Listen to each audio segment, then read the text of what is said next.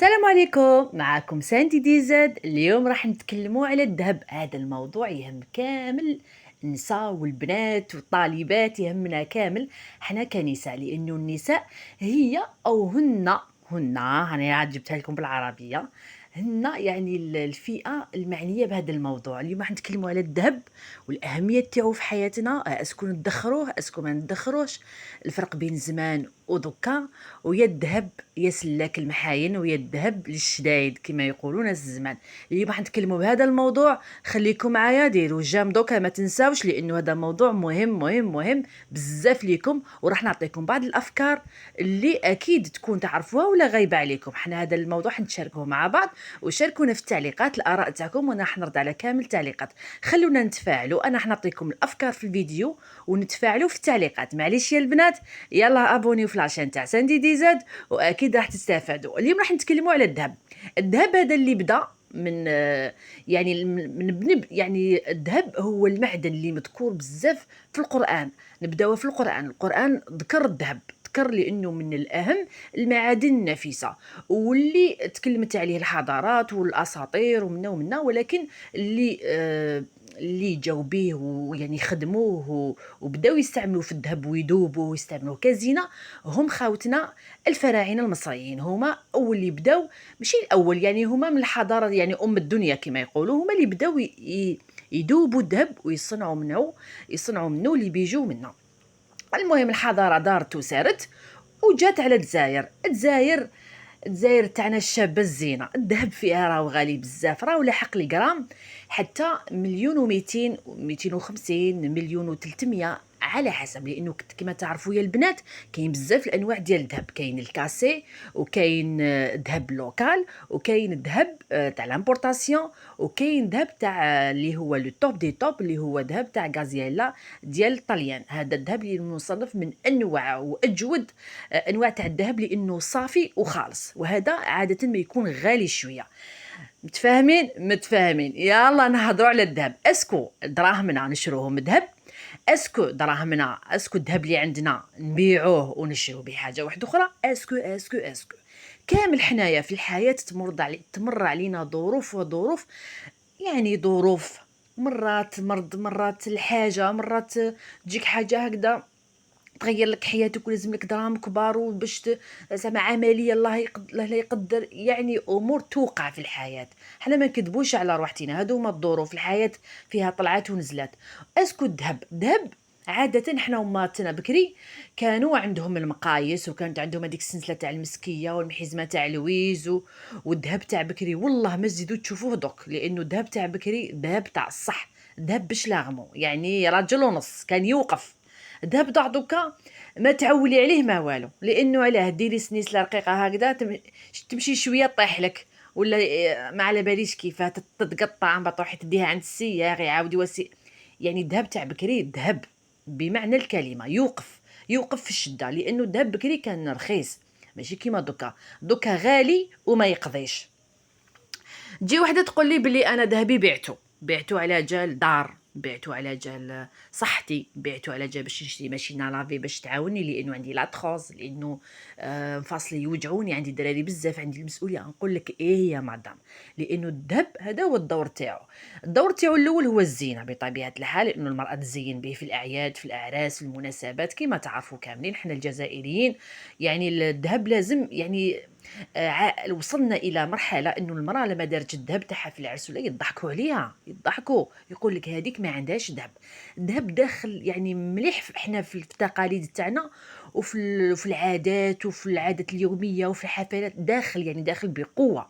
يعني المراه اللي ما يكونش عندها ذهب راهي صعيبه شويه، مسكينه عليها. ولكن كاين البادل يا مدام، كاين لي فونتيزي اللي هو راه تقري فوتوكوبي تاع الذهب، تقدري يعني تتزيني في العراس بلي فونتيزي، تشري حاجه شويه مليحه كاليتي اللي ما تحلكش ومنها، وتقدري تلبسيها يا مدام نورمال عادي، وتبان كيما هي كيما الذهب، والناس يحيروا يقول يعني ما تمرقيهاش، ما ديريش بزاف، ولكن ديري سنيسله، وديري يعني سنيسله شي طويله وخويتم وغورمات، يعني باش ما تمرقيهاش باللي درتي فونتيزي.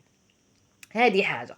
الحاجه الثانيه يا مدام، لازم تعرفوا بلي الذهب كينديروه لحاجه ضروريه كيما الشريان تاع الدار، كيما زعما عمليه دواء، معليش، لانه الذهب هذاك هو الغايه منه انك تخبيه، لانه الذهب سي كوا، الذهب هو دراهم.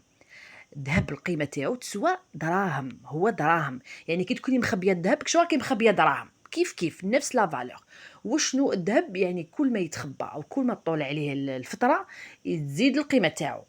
كاين بنات دوكا راهم يخدموا بزاف، حنا نهضروا على النساء اللي يخدموا، النساء اللي المستوى تاعهم يعني متوسط كيما حنا كاع الجزائريين. هادو كاين اللي يخدموا وكل شهر زعما تنحي 200 300 الف تكوتيزي عليهم على سنسله ولا على غورمات ولا على براسلي. المهم كل وحده والغايه تاعها. هذا الذهب اللي تشريه يا مدام لازم تعرفي حاجه، باللي زعما كي تخبيها ولا تلبسيها للزينه، باللي لا فالور تاعها تزيد. والذهب هذا يعني كي تبيعيه تربحي منه على 10 سنين 15 سنه. فهمتوا؟ العبره بالربح من الذهب كي يطول.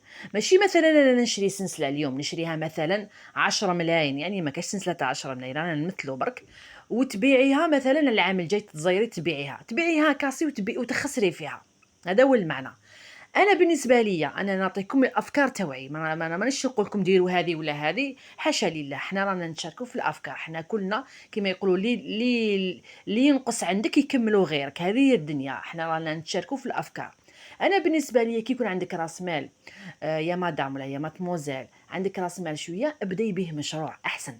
المشاريع مربحه احسن من الذهب. هو الذهب صح مليح والشدايد كاينه منها، بكري الناس كانت تكسب الذهب، بصح دوكا الذهب راهو غالي، غالي بزاف. يعني يحليل الناس اللي عندهم بنات الزواج ولا راهو غالي بزاف، يعني باش ديري غير سنيسله هكذا رقيقه برك يقول لك 9 ملايين 10 ملايين، يعني دراهم، دراهم كبار.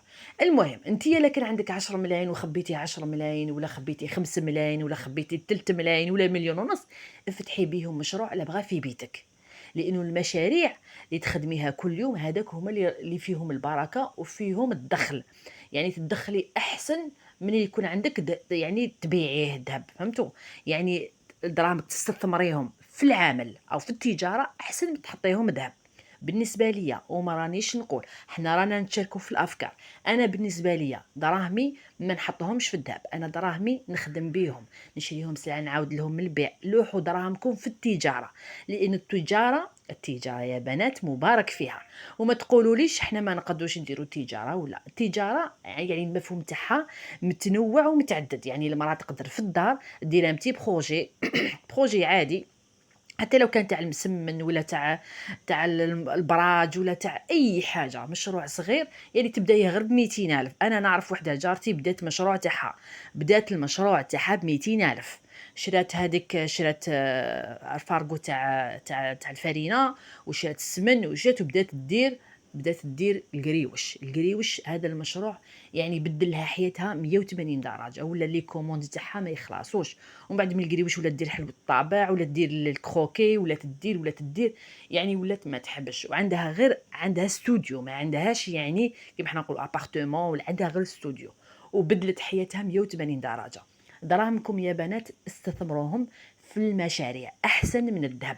الذهب لانه لا فالور تاعو كما قلت لكم تبان يعني على المستوى البعيد، يعني على 10 سنين 5 سنين 6 سنين، هذاك هو. اما يعني على المستوى القريب مثلا تشري سلسله اليوم او خاتم تبيعيه على عامين، يعني تتزيري ولا تبيعيه كاسي وتخسري فيه. مفهوم الفكره؟ فهمتوا؟ دراهمكم استثمروهم، لوحوهم في التجاره. لوح. وانا نعطيكم الملخص. الذهب هو معدن ثمين وبحاله بحال الدراهم. راني معاكم، وانا واحده من الناس اللي نحب يكون عندي ذهب، وكل وحده يكون عندها هذا الطموح انه يكون عندها ذهب، لانه الذهب كما قلت لكم للزمان وللزينه هي تاع المراه. الحاجه الثانيه، الذهب ماشي مضمون يا البنات الذهب انا وحده من الناس اللي تعرضت للسرقه تاع الذهب، وذهبي ضاع وسلسلتي طاحت في لاصال، يعني معرض بزاف للاتلاف الذهب. كما تعرفوا يضيع لك، يضيع. انا تقريبا بزاف حوايج ضاعوا لي، راحوا لي ما عرفتش وين راحوا لي. هذه الحاجه الثانيه. الحاجه الثالثه، كما يقولوا الذهب حاجه للزمان. راني معاكم، واللي عندها دير، مانيش نقولها ما ديريش، ديري، ولكن اللي محتاجه وظروفها يعني تعبانه، دراهم يكون عندها تاجر بيهم، التجارة أحسن وأحسن من الذهب، من شراء الذهب وتخزينه. المهم رانا اليوم تكلمنا في بعض التفاصيل. نتوما حطوا لي آراءكم في التعليقات، ولا حبيتوا نديروا جزء ثاني نتكلموا على الذهب ونتكلموا على الادخار تاعو كيفاش تشريه واسكو تبيعيه كاسي ولا تعاودي تخدميه ولا حطوا لي كومون.